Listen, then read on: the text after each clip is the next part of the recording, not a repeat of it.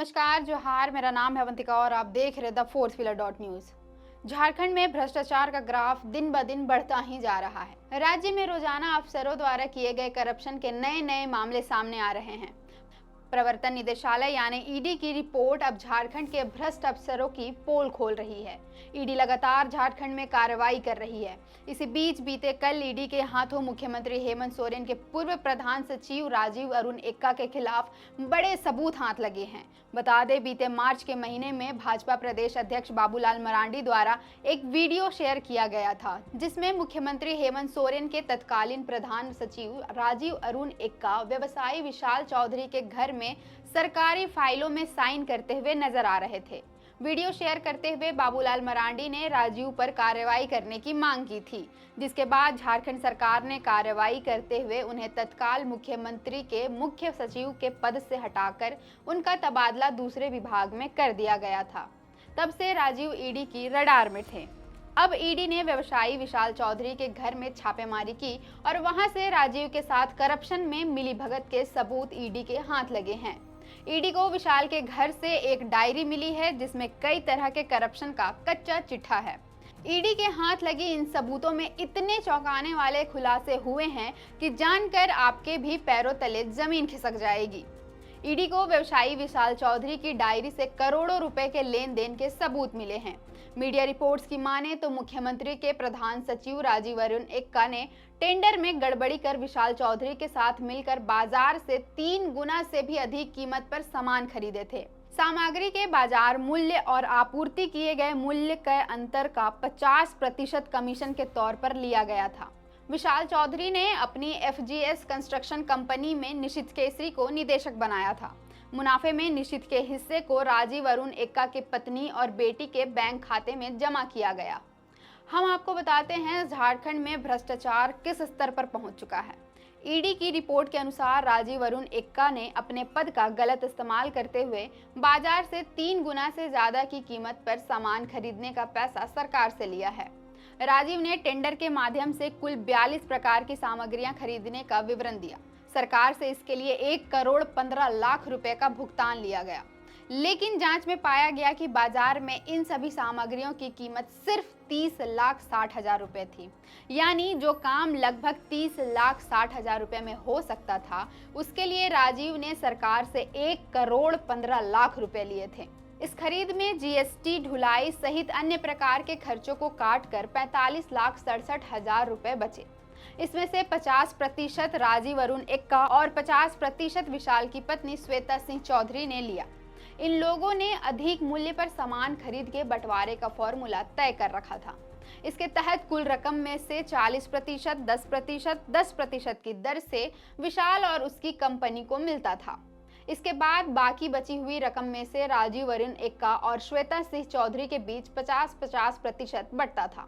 जांच में यह भी पाया गया कि विशाल चौधरी अपने कर्मचारियों जैसे नीलोफर आरा, M अनवर सहित अन्य के खातों में नगद राशि जमा करवाता है और बाद में उनके खातों में से अपने खातों में ट्रांसफर करवाता है।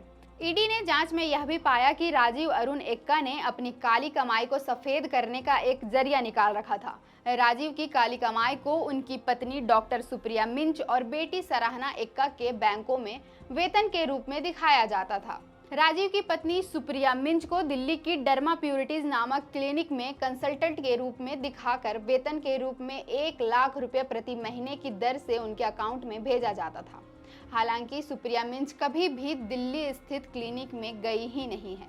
इसी तरह राजीव अरुण एक्का की बेटी सराहना एक्का को भी एक कंपनी में काम करते हुए दिखाकर काली कमाई को वेतन के रूप में दिखाया जाता था।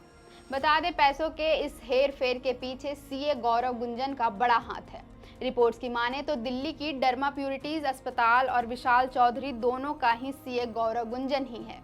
CA गौरव ने ही अपने मास्टरमाइंड से पैसों के इस हेर फेर को अंजाम दिया है।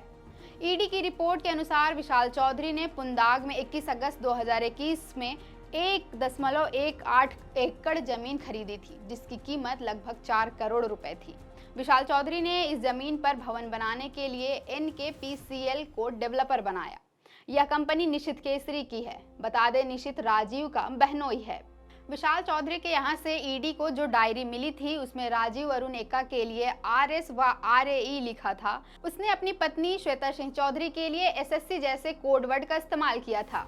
पैसों की लेन देन के लिए लाख के लिए फाइल और करोड़ के लिए फोल्डर जैसे कोडवर्ड का इस्तेमाल किया गया था।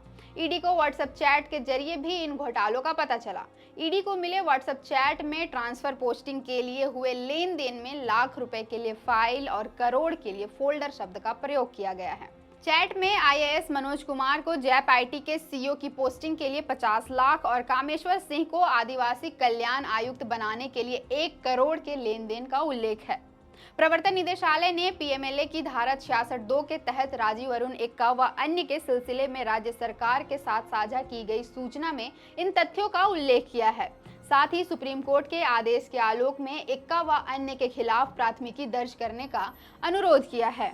ईडी की ओर से सरकार को भेजे गए पत्र में कहा गया है कि पूजा सिंघल मामले की जांच के दौरान इस बात की जानकारी मिली कि विशाल चौधरी राज्य के वरीय अधिकारियों के लिए रिश्वत की वसूली करता है। इस सूचना के आधार पर विशाल के कार्यालय और घर पर छापेमारी की गई। इस दौरान गड़बड़ी से संबंधित दस्तावेज और डिजिटल डिवाइस जब्त किए गए। अब राज्य सरकार इस मामले पर क्या फैसला लेगी यह तो आने वाले समय में ही पता चल पाएगा, लेकिन यह सुनिश्चित है कि झारखंड में ईडी की कार्रवाई अभी जारी रहेगी। फिलहाल के लिए इतना ही।